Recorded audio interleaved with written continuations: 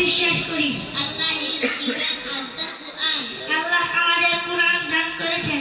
He advised us to live Islamic life according to the Quran and Sunnah.